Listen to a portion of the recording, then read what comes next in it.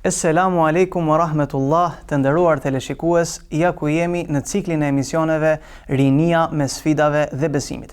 Kemi folur herët e kaluara për rinin dhe besimin, po ashtu kemi folur për praktikat fetare. Sot do të ndalemi dhe do të fokusohemi tek Kurani dhe raporti i rinis me fjalën e Zotit. Për këtë kemi të ftuar Hoxhën e nderuar Mustafa Terniqi. Hoxh, selamu alaikum, mirë se keni ardhur. Wa alaikumus salam wa rahmatullahi wa barakatuh, mirë se u gjetëm. Hoxh, fillimisht, përpara se të kalojmë në detajet më tejshme, doja t'ju pyesja. Çfarë është Kurani në të vërtetë? Bismillahirrahmanirrahim, alhamdulillah, wassalatu wassalamu ala rasulillah. Falenderojmë Allahun e Madhërisëm, salavatet ja dërgojmë pejgamberit Muhammed alayhi salatu wassalam, paqja dhe shpëtimi i Allahut qofshin për familjen e ndershme të profetit, për shokët e tij besnik dhe për të gjithë ata që ndjekin rrugën e tyre deri në ditën e gjykimit. Mund ta fillojmë domethënë duke falendëruar Zotin për gjitha mirësitë, por ta falenderojmë Zotin dhe për mirësinë e veçantë. Mirësia e mesazhit hynor, mirësia e Kuranit famërt, mirësia e fjalës së Zotit që me që pyetët se ç'është Kurani, domethënë kemi dy aspekte.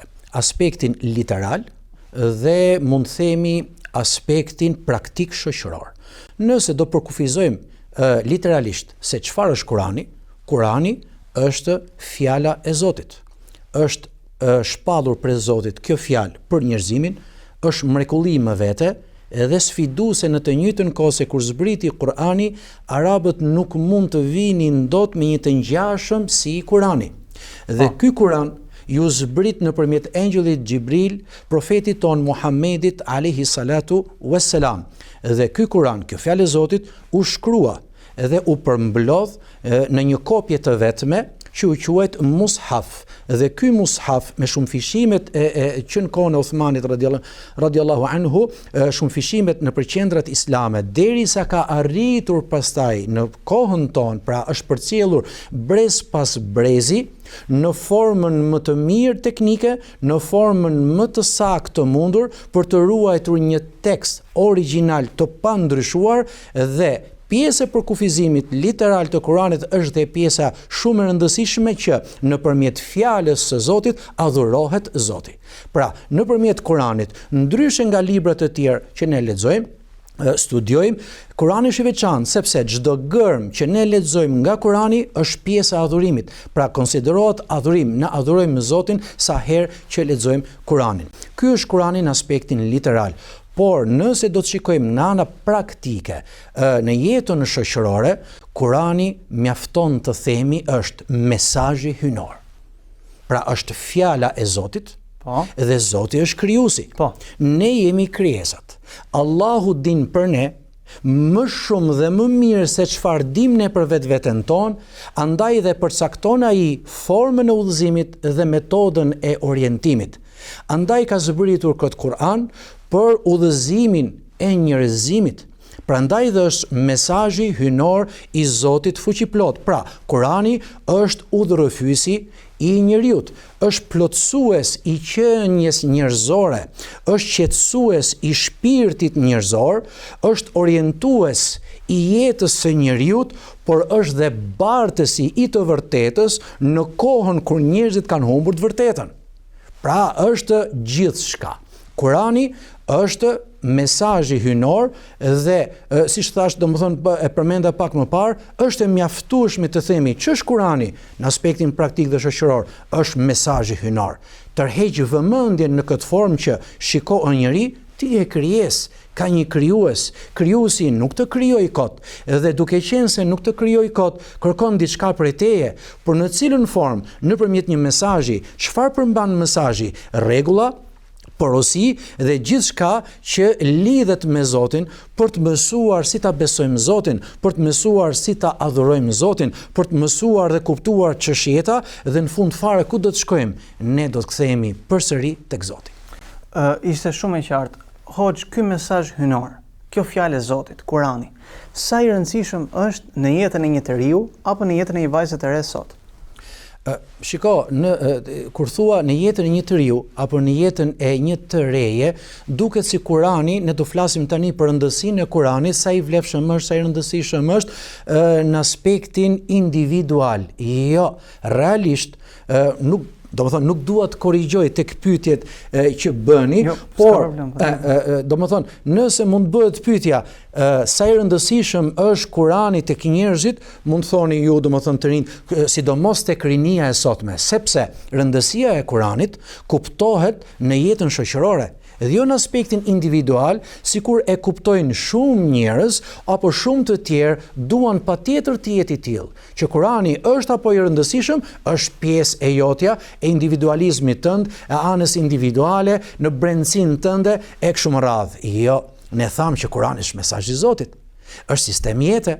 Kurani e orienton njeriu në jetën e tij dhe përrjedhoi, Kurani nuk është pjesë e një literature të gjerë, ku zë vend brenda një literature të gjerë dhe ka, vlerën e vet kundrejt një literature tjetër njerëzore që edhe ajo ka vlerën e vet. Jo, Kurani është mesazhi hyjnor dhe përrjedhoi është mbi literaturën.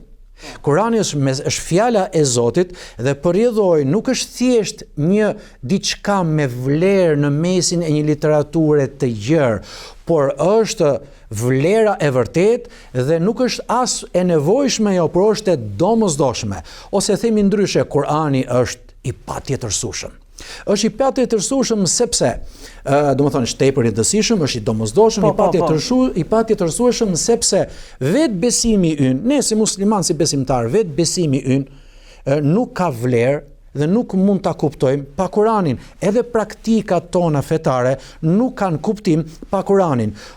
Mund të themi gjithashtu që ti beson, por në cilën formë ti beson pa Kuranin, ti adhuron Zotin apo praktikon, po cili është koncepti yt i praktikës vërtet pa Kuranin, ti jeton, por çfarë orientimi do të kesh ti në jetën tënde pa orientimin kuranor, pra Kurani që ka i domosdoshëm dhe i patjetërsueshëm. Kjo domosdoshmëri, kjo Kurani që është kaq i patjetërsueshëm, sa të kapur janë rinia sot me Kuranin? Sa të lidhur janë ata me fjalën e Zotit? Tani kjo është një pyetje që përgjigjen më të mirë mund të jepni vetë ju.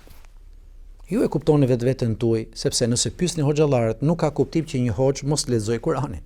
Nuk ka kuptim që një hoxh mos jetë i lidhur me Kuranin. Përtej natyrës njerëzore, që natyra njerëzore mund të gabojë, por hoxha gjithmonë është i lidhur me Kuranin. Minimalisht namazet në xhami do të falet, imami do të lexojë Kuran, do të ketë një raport të ndërtuar patjetër me Kuranin e kështu me radhë. Por përgjigjen më të mirë, a janë të interesuar njerëzit, sidomos rinia sot, dhe a janë të orientuar nga Kurani në jetën që jetojnë? Përgjigjen faktikisht mund të jepni më mirë ju, por unë mund të them në formë të shkurtër që nëse rinia sot do të ishte e interesuar, madje do të ishte e orientuar nëpërmjet Kuranit famëlar, do të ishte orientuar e gjithë shoqëria. Nëse muslimanët më të vërtet kudo jetojnë në botë, pra në gjithë botën, nëse do të kishin një interes të veçantë dhe do të ishin orientuar në formën më të mirë me Kuranin famëlar, pra bëhet fjalë për shumicën e tyre, jo një pakicë njerëzve, do të ishte orientuar i gjithë njerëzimi. Do të ishin orientuar gjithë njerëzimi, prandaj dhe sa interes kanë dhe sa të orientuara janë të rinj sot nëpërmjet Kuranit apo çfarë raportesh kanë ata me Kuranin, mirë është të kuptojmë se çfarë raporti në të vërtetë duhet të kenë njerëzit me Kuranin, sepse shumë njerëz nuk e kuptojnë rëndësinë e Kuranit. Shumë njerëz nuk e kuptojnë se janë të lidhur nga Kurani, dhe çlidhja e tyre bën që ata mos kuptojnë të vërtetën, ata mos kuptojnë konceptin e jetës, ata mos kuptojnë se ç'është Zoti për ta. Prandaj dhe raporti me Kuranin për të gjithë njerëzit, jo vetëm për të rinj, për gjithë njerëzit, por kryesisht sidomos për të rinjt, duhet kuptohet në 5 gjëra. E para, Kurani, fjala e Zotit, ka ardhur si mesazh për ne, fillimisht ta lexojmë dhe studiojmë atë. Pastaj sa të kemi mundësi të punojmë me atë që mësuam nga Kurani. pasi të punojmë atë që mësojmë nga Kurani, ta bëjmë Kuranin sistem jete, në të gjithë jetën tonë të jetë sistemi ynë dhe orientuesi jon. Kjo është pika e tretë.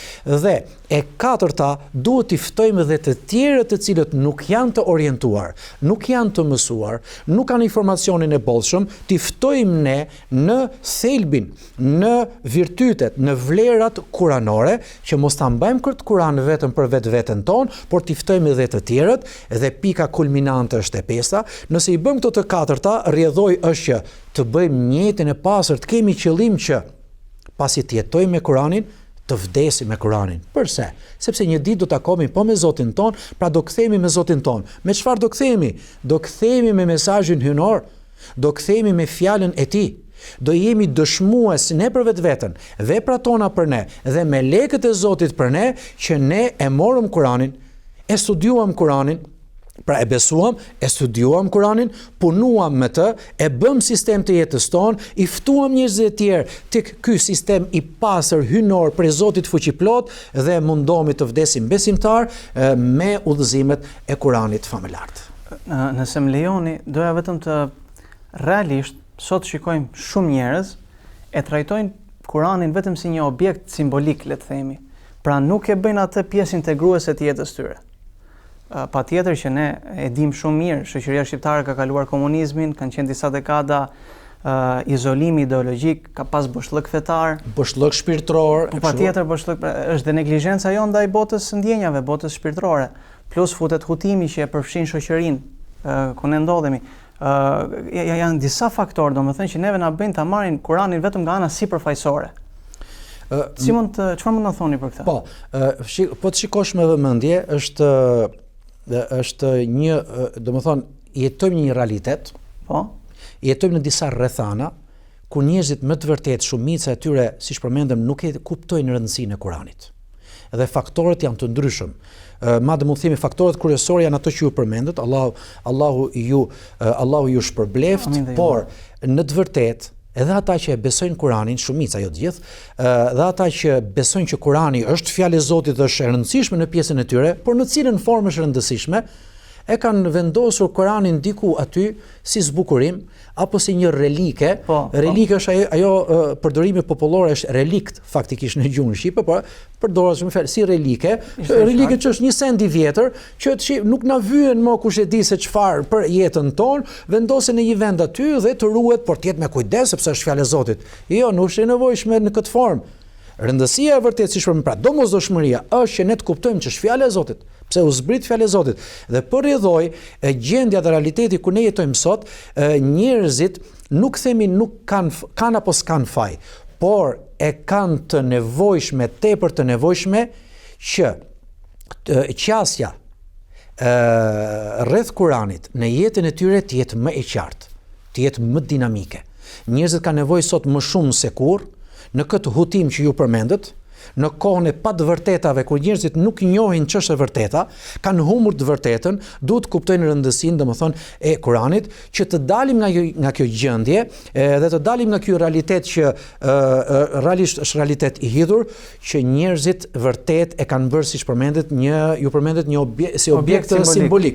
Pra, tamam si një relike apo diçka e relikt, një send i vjetër që ruhet aty. E ke vënë re kur vinë njerëz në xhami, hoç thot, a mund të më japësh një Kur'an? Po patjetër, urdhëro. Por për çfarë do në Kur'anin? Do ta vendos në makinë, sepse e dua për fat. Dua të më eci mbar. Sidomos në Shqipëri, domethënë përdoret më shumë. Në Kosovë ndoshta përdoret më pak, por është e shuar, është e shfaqur kjo te shqiptarët, ose kur futesh në shtëpinë e një shqiptari, e gjen Kuranin aty ku vendoset televizori apo në ballë të sendeve që ai mendon se janë sende të vyera, sende me vlerë dhe nuk mund të shkojë më përtej kësaj.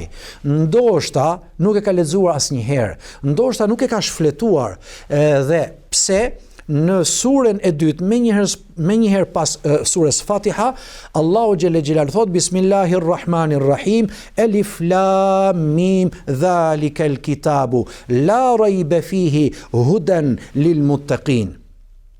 Ky është Elif Lam Mim, pra nga këto gërma është përfshihet Kurani. Ky është libri që nuk ka dyshim në të, ai është udhërrëfyes, është udhëzim për njerëzit. Pra mesazhi dhe më njëherë pas surës Fatiha që nuk është e nevojshme të shkosh në xhuzin e 5 apo në mesin e Kuranit apo le ta lexosh nga fundi që do lexosh ato Kul a'udhu bi rabbil falaq, kul a'udhu bi rabbin nas, që edhe këto do ta përdorësh për interes sepse je smur, o Zot mbroj nga magjia, mbroj nga falli, mbroj nga syri i keq, mbroj nga njerëzit e këqij, mbroj nga shejtani dhe pak a shumë e përdor vetëm kur ke hall. Jo, që në fillim Kuranit Allahu xhelle xhelalu të ka tërhequr vëmendjen. Pra, Kurani është dhe shqip, elhamdulillah, kopje miliona kopje janë domethënë për 30 savi aksesueshëm për të gjithë. Lexoje të paktën vetëm këtë versetin ku thotë Kurani është fjala e Zotit, është zbritur, nuk ka dyshim në të dhe është udhëzim për njerëzit. Udhëzim për mua, atëherë nuk qenë ka thjesht ta vendos në një vend si relike në shtëpi dhe të qëndroj aty për bukuri, apo të qëndroj për mbarsi, apo të qëndroj për fat, e tjera siç e kanë domethënë shqiptarët.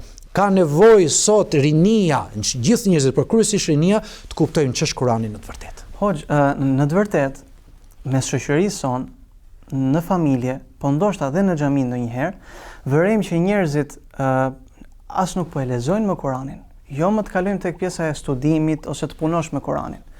Dhe nga ana tjetër, kemi një faktor që është rrjetet sociale. Rrjetet sociale ose e gjithë shoqëria me turma, domethënë. Pra janë të gjithë këto që e përcaktojnë cilat janë vlerat dhe antivlerat e shoqërisë son.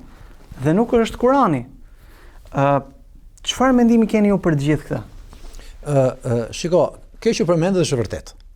Por problemi kryesor qëndron jo te ato 5 pika që unë përmenda. Qëndron tek pika e parë, që do të thotë, derisa besojmë që Kurani është fjalë e Zotit, është mesazhi hyjnor, atëherë minimalisht ta lexojmë. Sepse gjatë leximit, leximi vazhdueshëm domethënë, gjatë leximit aty do të kuptojmë rëndësinë e vërtetë të Kuranit. Ne mund të mbajmë ligjërata në xhami, mund të mbajmë orientime dhe fjalime në ditën e xhuma, por mos harrojmë që njerëzit vërtet mbushen xhamia dhe them elhamdulillah sidomos me të ri, me ju, mushet xhamia plot, por mos harrojmë se shumë njerëz mezi presin të marrojë xhumaj sepse do shkojnë në shkollë. Disa të tjerë mezi presin të marrojë xhumaj sepse është në marrëdhënie pune, do shkojnë në punë. Po. Disa të tjerë mund të ketë ardhur, por ka ardhur me vështirësi sepse ka qenë i smur. Disa të tjerë vinë në xhami dhe si erdhën dolën nuk morën gjë vesh sepse ishin të hutuar. Domethënë, nuk janë vetëm ato, nuk janë të mjaftueshme ligjëratat javore dhe as predikimet e të premteve të hoxhallarëve dhe mbi të gjitha përgjegjësia për mësuesit e fesë, për hoxhallarët, për dietarët, për shkencëtarët, për edukuesit, për të gjithë, është që ne mos presim që rinia të na vijë ne në zyrat tona, në shtëpiat tona, në xhamiat tona, apo të jetë prezente në mexhliset tona. Duhet të shkojmë ne tek njerëzit dhe faktikisht nuk mund t'ja vëjmë fajin tërësisht rinis, pse ata nuk po interesohen dhe nuk po orientohen siç duhet me fjalën e Zotit dhe po rrjedhoi, po kuptojnë vlerat të tjera mbi vlerat e vërteta që ka Kurani, ose ndoshta po marrin si vlera antivlerat sepse ata nuk dinë se ç'është Kurani në të vërtetë, por duhet zbatojmë atë që ka zbatuar pejgamberi ynë i dashur Muhamedi alayhi salatu wasalam, i cili menjëherë sapo zbriti mesazhi hyjnor, u tregoi njerëzve më të afërt se çfarë i kishte zbritur prej Zotit. Pra, ja prezantoi njerëzve dhe në para se të vinte domethënë shpallja e dytë, pejgamberi sa kur kishte parë angjëllit Xhibril alayhis salam në formën e vet, ashtu sikur ishte i madh, madhështor, gjigant, nuk ishte mësuar një njeri të shikonte madhështi angjëllore, kaq madhe u tremb, u struk, shkoi më një herë në shtëpi vet dhe tha zemiluni më mbuloni. Vjen Xhibrili alayhi salam dhe thot: "Ja ayyuhal muddathir, qum fa anzir." O ti mbuluar, çohu, tërhiqu vëmendjen njerëzve. Me çfarë do t'i tërhiqte vëmendjen njerëzve pejgamberi ynë Muhamedi alayhi salatu salam? Me mesazhin hyjnor. Pra njerëzit kanë nevojë që të kuptojnë se ç'është mesazhi hyjnor. Janë pak ata njerëz që lexojnë. Dhe ju përmendet fare mirë, Zoti shpërbleft për pjesën e hutimit dhe pjesën e gjërave të tjera të parëndësishme që kanë zënë rolin dhe vendin e gjërave të rëndësishme dhe përrjedhoi përrjedhoj, sidomos në kohën moderne sot, ose në kohën e teknologjisë apo revolucionit të teknologjisë, njerëzit nuk po gjejnë më rahati tek vetvetja e tyre dhe nuk po e marrin dot me fjalë atë mesazhin kuranor. Nuk duhet presim që njerëzit vinë te ne. Duhet shkojmë ne tek njerëzit. Dhe qasja kuranore do të jetë në formën më të qartë, në formën më të bukur, në formën më të mirë, në formën më të lartë etike, në formën më të me qasjen më të bukur estetike madje mund të themi, pra të përdoren të gjitha format sepse i tillë është Kurani. Kurani është madhështor dhe duhet kuptohet me madhështinë e vet. Nëse ne nuk e bëjmë një qasje të tillë, atëherë Kurani nuk do të shikohet madhështor dhe aq i rëndësishëm në jetën e njerëzve. Hoxh, nëse më lejoni të citoj një ajet kuranor ku Allahu subhanahu wa taala thot: Bismillahirrahmanirrahim, Ya ayyuhan nasu qad ja'atkum maw'izatun min rabbikum wa shifaa'un lima fi s-sudur. O ju njerëz, ju ka ardhur juve një porosi nga Zoti juaj dhe shërim për atë që ka në gjokset tuaja, në mos gaboj? Po, në kraharorin tuaj, tamam. Shifaa'un lima fi s-sudur. Po, a do të thotë kjo që Kurani është shërim për stresin, për vuajtjet që njeriu kalon nga për depresionin, për shumë probleme që ne i kemi sot në jetën e përditshme? Për pikëllimin, për brengozën, për gjithçka, patjetër që është. Kur thotë shifaa'un lima fi s-sudur, ajeti ka dhe një vijim ku thotë wa hudan wa rahmatan lil alamin.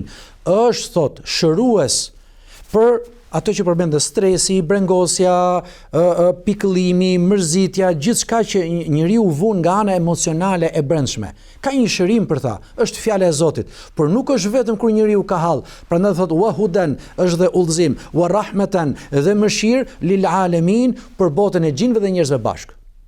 El alamin këtu përfshin botën e gjinëve dhe botën e njerëzve bashkë. Të gjithë kemi nevojë ne për fjalën e Zotit. Dhe nëse nuk je pjesë e një depresioni, jo të gjithë njerëzit janë në depresion, jo të gjithë njerëzit janë në stres, stresi ekziston.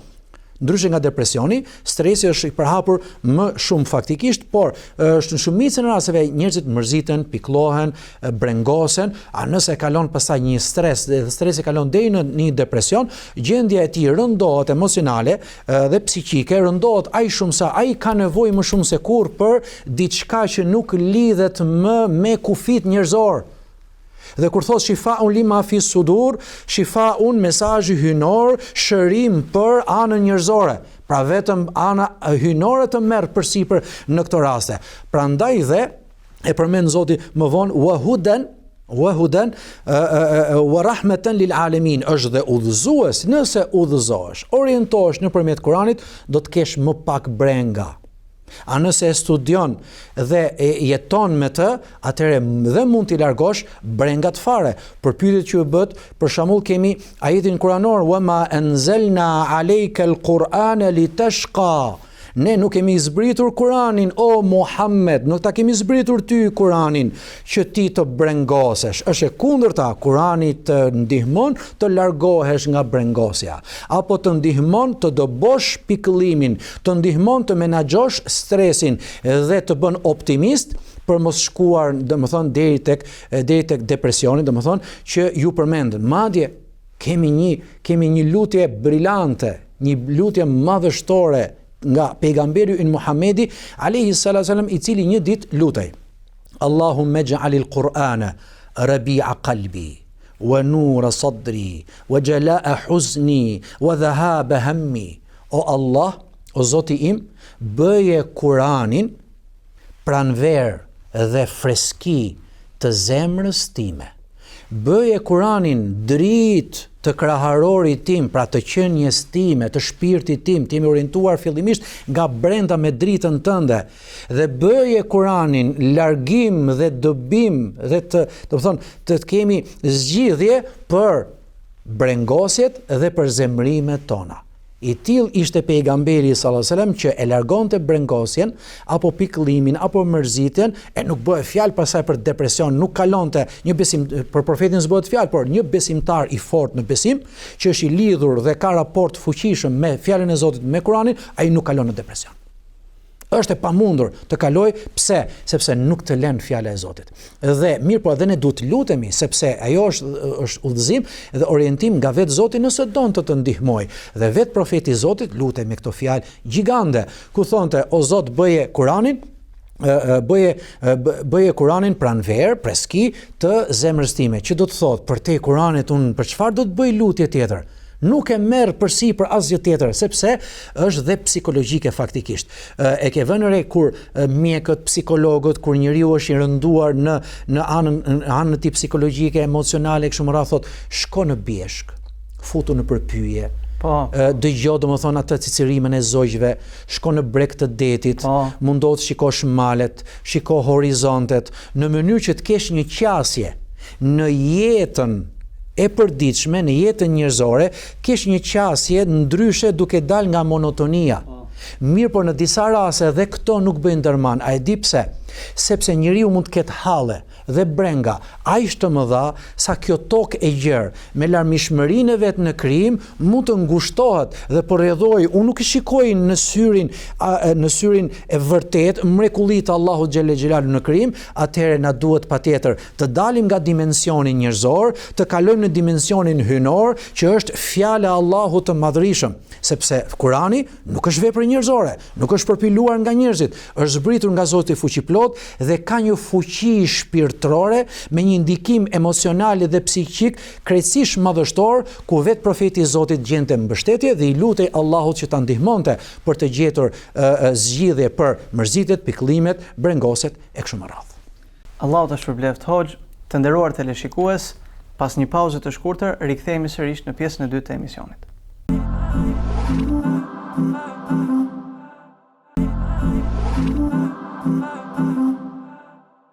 Assalamu alaikum, rikthehemi në pjesën e dytë të emisionit.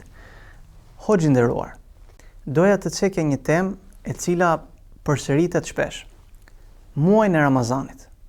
Duket sikur njerëzit formojnë një lidhje me Kur'anin. Duket sikur edhe vetë rinia sikur zgjohet dhe fillojnë dhe formojnë raport tjetër me Kur'anin. Por kjo ndodh një herë në vit. A është kjo e mjaftueshme? Faktikisht është e vërtetë që ka një lloj rrezimi, ka një lloj përqendrimi, ka një lloj vigjilence, por për fat të keq, në shumicën e rasteve, dhe kjo bëhet me frymën e interesit. Sepse kemi dëgjuar, pra rinia ka dëgjuar nga mësimet fetare, ka lexuar ndoshta ose nga predikimet e xhumave, që kush lexon fjalën e Zotit ka këtë shpërblim, ka kaq shpërblime, i shton shpërblime, shufishon shpërblime dhe plotë. Dhe në fund fare është atmosfera e Ramazanit ajo që ndihmon besimtarët në përgjithësi, por edhe rinin gjithashtu, e ndihmon kjo lloj atmosfere për çfarë? Që të krijoj ose të kenë një raport pak më ndryshe në Ramazan, ndryshe nga ç'ishte jashtë Ramazanit. Por nuk është ky raporti i vërtet. Sepse raporti që duhet kemi me Kur'anin është i lidhur me ato pika që unë përmenda. Pra është leximi dhe studimi nga një anë. Pastaj nuk ka vlerë ky lexim dhe studim nëse ne nuk punojmë me të. Dhe për rrjedhoj, nëse nuk punojmë, çfarë pune do të bëjmë? Do të punojmë me ajetet kuranore dhe porosit kuranore 3, 4, 5 herë, apo do të jetë sistemi i jetës tonë? Nëse e bëjmë sistem të jetës, ne do ftojmë të tjerët dhe në fund fare shpresojmë të vdesim të sinqert, të vdesim të përkushtuar, edhe të vdesim të devotshëm me fjalën e Zotit Kur'anin famëlar. Pra është atmosfera ajo më shumë që i bën njerëzit, por edhe kur janë të kthjelluar dhe deri diku dhe reflektojnë se të ndihmon agjërimi, të ndihmon muaji Ramazanit, është mëshira e Zotit që zbret, janë shumë faktorë që nëpërmjet të cilave Allahu xhelle xhelalu i ndihmon robërit e vet, por faktikisht nuk është lidhje vërtet dhe raporti shëndosh ashtu siç duhet, domethënë, me fjalën e Zotit. Nga e kuptojmë ne këtë, e kuptojmë se ky zgjim që ju përmendët është i pjesërisëm në muajin e Ramazanit dhe ne nuk kemi më lidhje të tillë menjëherë sapo mbaron Ramazani, madje që në ditën e Bajramit, ose kalon dita e Bajramit, dita e gëzimit, dita e takimeve, dita e vizitave, dita e lumturisë e kështu me radhë, në fund fare pastaj shkalojmë në monotoninë e jetës, e cila përfshin të gjithë atë gamë të madhe të lëvizjeve dhe veprimtarive, apo atë gjendje të një realiteti që ju e përmendët dhe bashkarisht domethënë e përmendëm, monotonia e antivlerave që ka zënë rolin dhe vendin e vlerave. Dhe përrjedhoj, ne themi, elhamdulillah që ka një rizgjim, elhamdulillah që ka një raport. Shumë njerëz i bëjnë hat me Kuranit, për mos harrojmë që thelbi i vërtet i mesazhit hyjnor, pra Kurani ka ardhur që ne t'ja lexojmë të sëmurve, apo t'ja lexojmë të vdekurve, apo ky Kuran ka zbritur që të marrin pjesë në për konkurse. Shikoj të rinë sot, ju një vetë të rinë, për shembull në sa konkurse keni marrë pjesë, kush do e mësoj dhe kush nuk do e mësoj. Edhe një të riu i vjen keq që nuk arriti do të futet në konkurs. Një tjetër që u fut në konkurs nuk arriti do të fitoj.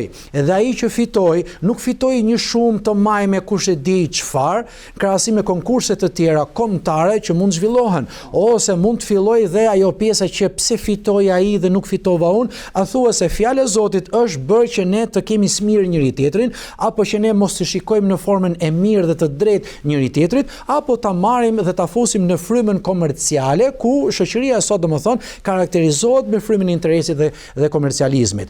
Edhe këto konkurse realisht janë një përqindje e vogël që marrin pjesë, nuk janë, shoqëria është. Nëse bëhet fjalë vetëm për këta, pra edhe këta nuk kanë kuptuar thelbin e vërtetë. Ora ç'është Kurani në jetën shoqërore që ne e tham domethënë në fillim të emisionit kur na pyetët faktikisht, do të mjaftohemi vetëm me një ajet kuranor. Inna anzalna ilayka al-kitaba bil haqqi litahkuma bayna an-nasi bima araka Allah. Ne ta kemi zbritur ty librin, nuk thot tani Kurani, thot librin, ka një mesazh Zoti në këtë libër, me të vërtetën në kohën kur njerëzit kanë humbur të vërtetën, që ti të gjykosh mes tyre, pra të gjykosh në jetën e tyre, në sistemin e jetës së tyre, se ata do të jetojnë një jetë me vlerat kuranore apo me vlerat përtej, domethënë përtej Kuranit, bima arak Allah, në atë që Zoti ta bëri të ditur, në atë që Zoti të tregoi, që do të thotë fundi i ajetit jep kuptimin të gjithë ajetit, që ne orientimin ton nuk e gjejmë dot pa Zotin ton. Është e pa kuptimt që ne të jetojmë me besim në Zot pa Zotin, të jetojmë me besim në Zot pa fjalën e Zotit dhe të adhurojmë Zotin pa kuptuar se ç'është domethënia dhe koncepti i vërtet i fjalës së Zotit. Hoxh, kjo shkputje nga Kurani, a nuk tregon një farë mungesë sinqeriteti nga ana jonë? Nuk mund të themi mungesë sinqeriteti me plot kuptimin e fjalës. Mungesa e sinqeritetit është tek një pjesë e njerëzve, të cilët e din se çfarë është Kurani, e din domethënien e Kuranit, e din që nuk është thjesht një vlerë nga vlerat, por është domosdoshmëri e patjetërsueshme.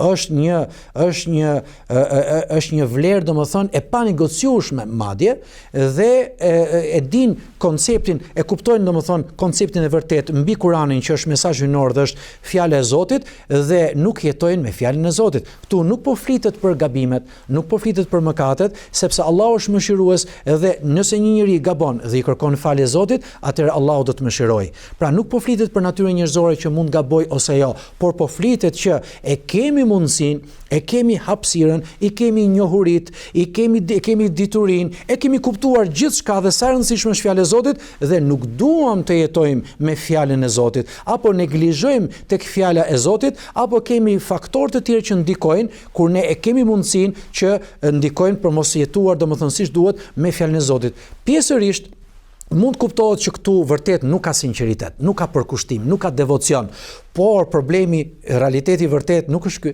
Realiteti vërtet është që njerëzit nuk e kuptojnë në të vërtetë, është ai që shpjeguam pak më parë, nuk e më mend duket tek pjesa e parë e emisionit ose pjesa e dytë, nuk më kujtohet, që njerëzit kanë nevojë të njihen me Kuranin, të ballafaqohen me Kuranin, të kuptojnë fjalën e Zotit. Dhe ajo është përgjegjësi domethënë e jona, më fal, po edhe juaja domethënë që jeni student të lexuar, të mësuar, të mençur, edhe ju keni përgjegjësinë tuaj që bashkarisht ne mos të ndihmoni ju hoxhallarët, por ne bashkarisht të ndihmojmë fenë e Zotit dhe po bashkarisht të ndihmojmë njerëzimin të kuptojnë mesazhin e Zotit. Hoxh, të falenderoj, ishte vërtet përfituese, po nëse mundem një pyetje të fundit, ta përmbledhim çfarë njerëzit, ne, çfarë humbim nëse nuk formojmë raport me Kur'anin, nëse shkputemi nga Kur'ani? Kjo është pyetja 1 milion eurosh mund ta quajmë, është pyetja gjigande, sepse nuk arrin ta bëj këtë pyetje vetëm se ai që e kupton Kur'anin, ose don të kuptoj se çfarë bart Kur'ani për të. Dhe përjedhoi bën pyetjen, çfarë mund të humb jo rinia, por i gjithë njerëzimi, por sidomos të rinë sot të cilët janë të hutuar më shumë, dhe është ajo mosha e energjive dhe dinamikës që i bën të lëvizin më shumë. Çfarë mund të humb rinia sot dhe njerëzit në përgjithësi nëse ata nuk kanë raporte të shëndosha me Kur'anin?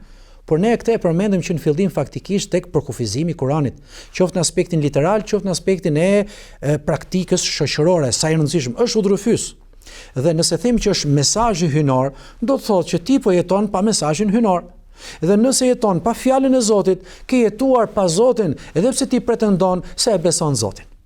Dhe në momentin që ne jetojmë një jetë pa Zotin, ajo është një jetë brengash, ajo është një jetë pikëllimesh, ajo është një jetë plot strese, ajo është një jetë plot depresione madje, ajo është një jetë që asnjëherë nuk do të gjejmë zgjidhje fillimisht për rehatin ton, për qetësinë ton shpirtërore dhe për orientimin ton mendor, për orientimin ton emocional dhe përpasoj për orientimin e veprimtarisë ton në jetën e kësaj bote. Ne rrezikojmë gjithçka, kurse në aspektin, pastaj kemi edhe diçka tjetër që është e rëndësishme, nuk e di, më falni, ndoshta jemi keq me kohën. Jo, domethënë, shiko, kemi dy aspekte. Aspektin e mungesës Kuranit dhe mungesës raporteve të shëndosha me Kuranin, sa jemi në jetën e kësaj bote, edhe rrjedhojen e të gjithë kësaj në destinacionin e fundit ku ne po shkojmë. Pra, ne jemi duke folur bashkërisht dhe po diskutojmë në këtë emision. Ata që na shikojnë në të njëjtën kohë dhe ata cilët nuk na shikojnë por janë duke marrë me gjëra të tjera, apo dikush është duke bërë një diçka krejtësisht tjetër dhe nuk e din se për çfarë po flitet tek shumë radhë, të gjithë ne jemi në udhtim. Ne jemi të ulur këtu. Ne po bashkëbisedojmë duke kuptuar që në të njëjtën kohë jemi duke udhëtuar. Çdo fjalë që themi është pjesë e udhëtimit. Çdo koncept që shfaqim është pjesë e udhëtimit. Çdo veprimtari, çdo punë, sado e vogël e jona, është pjesë e udhëtimit. Të gjithë bashkë ne, me gjithë dinamikën e lëvizjeve tonë në jetën tonë, të gjithë bashkë jemi pjesë e një udhëtimi ku drejt një destinacioni të pashmangshëm që është ahireti, takimi me Zotin ton, dhe për këtë takim me Zotin ton, pa vdekur akoma, pejgamberi alayhi salatu selam na ka thënë, ky është libri i Zotit. Men ja'alahu amamahu qadahu ila al-janna wa man ja'alahu wara'a dhahrihi saqahu ila an-nar. Ky është libri i Zotit. Kush e vendos Kur'anin përballë tij, ky Kur'an e shpihen në xhenet, dhe kush e vendos kët Kur'an, e vendos domethënë pas shpine, vet Kur'ani do ta shpije kët njeri në zjarrin e xhehenemit. Ky është Kur'ani, ky është domethënia, ky është mesazhi dhe kjo është porosia pejgamberike për këtë pyetje, domethënë që ju bët. Hoxh, ju falenderojmë për kohën tuaj dhe Allahu ju shpërbleft për këto fjalë kaq përfituese. Të nderuar teleshikues, Kurani, fjala e Zotit, është aq i rëndësishëm për ne sa që kurrë nuk duhet shkputemi prej tij. E lutim Allahun subhanahu wa taala të na forcojë në këtë mision dhe të na bëjë neve të jetojmë me Kuranin. Bashkë shikojmë emisionin e radhës. Assalamu alaikum wa rahmatullah.